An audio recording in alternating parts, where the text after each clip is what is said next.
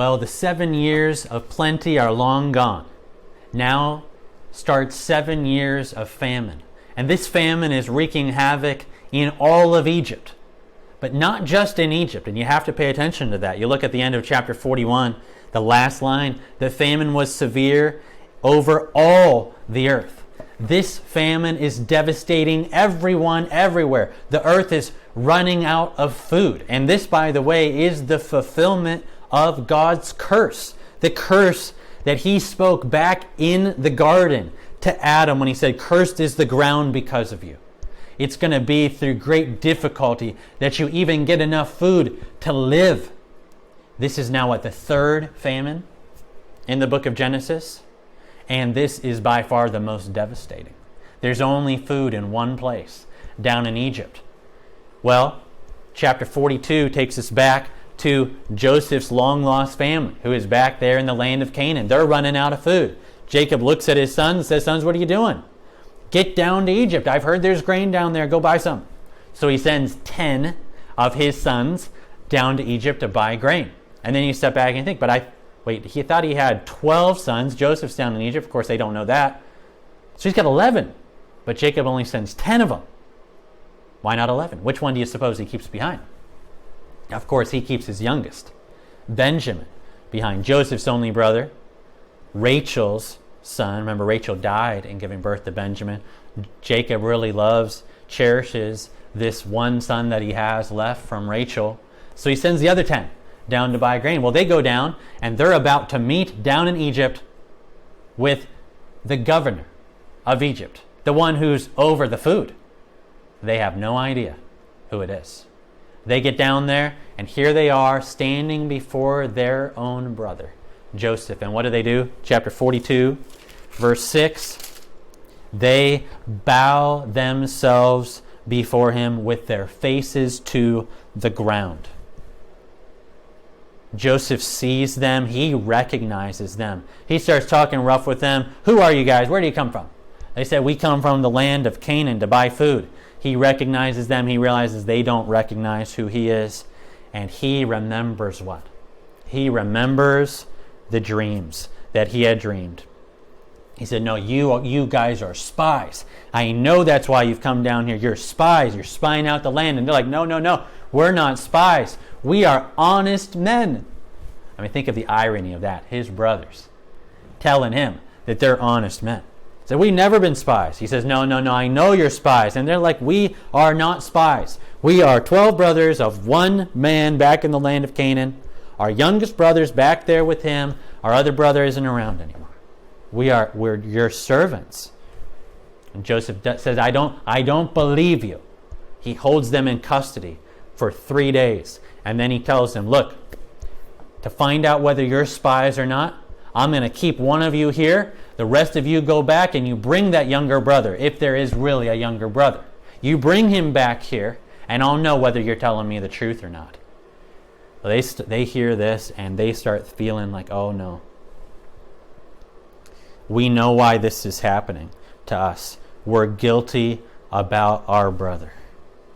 We saw him in the distress of his soul. We heard him begging to us for help back all those years before, and we wouldn't listen. That's why all this is happening to us. We're reaping what we've sown." You see, they have no idea that Joseph understands Hebrew. He hears this, and it almost overwhelms him. He has to step out and weep. But he says, "This is what you got to do." He loads them up with their provisions and he sends them off, but he also puts all their money back in their sacks. As they're leaving, getting away from him, one of them looks in his sack, realizes all the money's back here. They start trembling. What is God doing to us? They get home, but remember, it's only 9 of them coming home. The 9 brothers come home, they start unpacking their stuff, and they realize all of them have all of the money back in their sacks, and they don't know what to do. They start talking with Dad, because Dad wants to know, "Where's the other brother? Where's Simeon?" Say, "Dad, this is what happened. We told him we were, we had 12 and what was going on, and he called us spies. We didn't know what to do. He kept one of them. He said, we got to bring Benjamin back to him."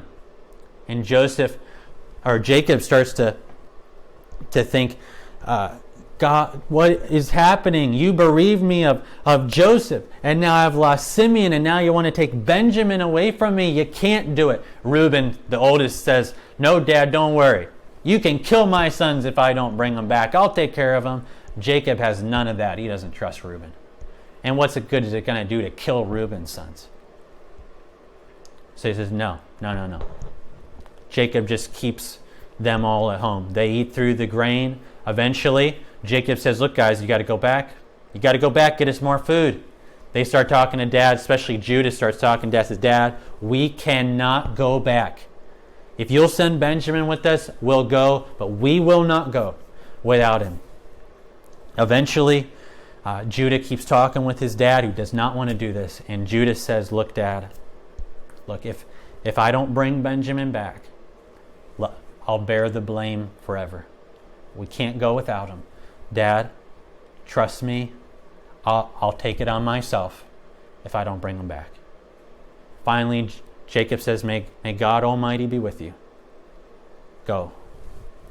So they start heading down. Now 10 brothers again, but this time it's all the rest are headed down. They bring the money. They come down. And when Joseph sees Benjamin, his youngest brother, he says to his workers, get a meal ready. The guys come in and they don't know what's going on. They think that this is because of the money. We don't know what's happened here.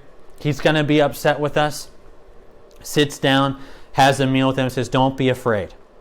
Your God, the God of your father, put the treasure back.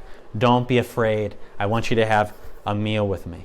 So when Joseph goes home, they bring into the house the presents that they brought to him, and they bow to the ground again in front of him.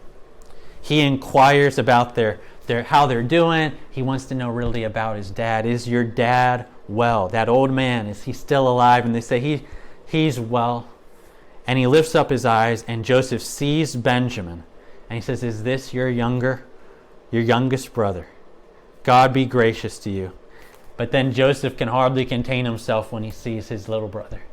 The compassion in his heart's just coming out, and he has to run away. He has to weep. He has to kind of wash his face to even come back. And he starts eating and drinking with them. And then he tells them, all right, you guys can go home. But he tells his steward, his servant, I want you to go. I want you to fill up all their sacks again, and I want you to take my silver cup, and I want you to make sure you put it in the sack of the youngest. And he sends them off without telling them who he is. And so they're leaving, and they only get a little ways away. And then Joseph tells the steward, those guys have done evil against me. Go track them down. The steward gets them. They say, why did you guys do evil? I've been so kind to you. And they're like, we didn't do anything. So you've stolen from me. And they say, no, we didn't steal anything from you. If any of us stole anything from you, we'll all become your servants, and you can put them to death, because they know they didn't do anything. And Joseph says, no. Only the person who stole from me, that'll become my servant. So they say, all right, well, look. And they start looking through everybody's stuff from the oldest all the way to the youngest. They come to the youngest son, the youngest brother, Benjamin, and there's Joseph's silver cup in Benjamin's sack. And when Judah and his brothers see what's happened, they fall before him to the ground. And Joseph says, what have you done? And Judah says to his brother, what can we say to you? How can we clear ourselves? God has found out our guilt. Behold, we're your servants. Let us all be your servants here. But Joseph says, but far be it from me. Only the one who stole is going to be my servant. And then Judah, in one of the most amazing speeches of the Bible so far, basically pleads with his brother. Oh, listen, if we go back without Benjamin, our dad's going to die. And I promised him that I would bear the blame forever if I didn't bring the youngest back. Please, take me instead. Let my brother go free and take me instead. Let me bear his blame. I mean, that's Judah. Did you ever expect Judah to say something like that? That's like the first example of self-sacrifice in the Bible. One person willing to take the blame and bear the blame for his brother, to take the judgment on himself. Do you think Joseph ever expected to hear those kinds of words, that kind of compassion for his brother and for his father in the mouth of Judah? I wonder if Joseph is going to be able to keep his secret any longer.